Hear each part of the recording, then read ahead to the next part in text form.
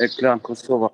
Po festa do të shënohet, sot do të mbahet një akademi solemne nga Kuvendi i Prizrenit nga ora 10 me rastin e 27 vjetorit e epopejës së UÇK-s nga ora 10, ndërsa nesër do të vazhdohet me homazhën në varrezat e dëshmorëve në Landovic dhe në datën 7 mars në mbrëmje në vendet ku janë zhvilluar betejat e lavdishme të ushtrisë shqiptare të Kosovës do të ndizën edhe zjarra në komunën e Prizrenit.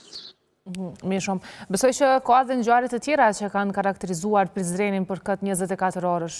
Po, aktuale mbetet rasti grisjes së Kuranit nga një i dyshuar i cili tashmë është arrestuar, pra bëhet fjalë rreth një person me inicialet IP rreth moshës rreth 40 vjeçar. Ai është arrestuar nga policia, ka pasur reagime nga më të ndryshmet.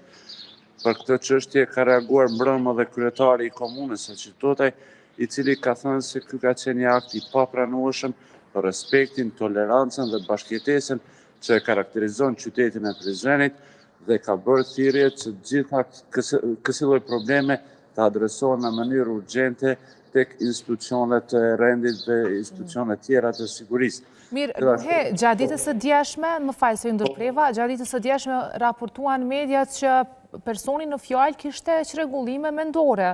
Sa janë të vërteta këto dhe sa ka nisur policia të hetojë rastin, të marrë masa ndaj veprimit së tij?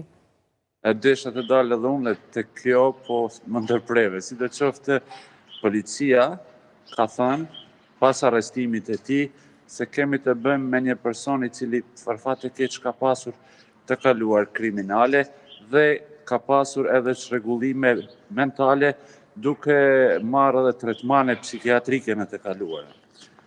Pra, ky ka qenë edhe versioni i policisë, atij është bastisur edhe shtëpia, është nga një fshat i komunës së Rahovecit, nuk është lajmëruar se është gjetur ndonjë armë ose diçka tjetër, përveç faktit se ai me urdhër të prokurorit tashmë është ndaluar për 48 orë dhe se policia ka filluar hetimet së bashku edhe me prokurorinë e Prizrenit duke ju çasur me seriozitetin më të lartë të rastit. Gjithashtu edhe drejtuesit e Këshillit të Bashkisë Islame në Prizren kanë thënë se raste të tilla të cilat nxisin urrëtie ndërfetare dhe ndëretnike duhet të trajtohen me prioritet nga organet përkatëse. E për këtë çështje, drejtuesit e policisë kanë bërë edhe një vizitë në Këshillin e Bashkisë Islame pikërisht për këtë çështje, e cila i ka shqetësuar në masë të madhe gjithë qytetarët e Prizrenit, kur dihet se Prizreni është shembull i bashkëjetesës ndëretnike dhe fetare në vendin tonë dhe jo vetëm. Mirë, faleminderit shumë Nuhe për këto informacione që i solle në këtë mëngjes. Përshëndes shumë dhe të uroj një ditë të mirë. Gjithë mirat juve dhe gjithë shikuesve. Faleminderit. Atëherë pikërisht për këtë rast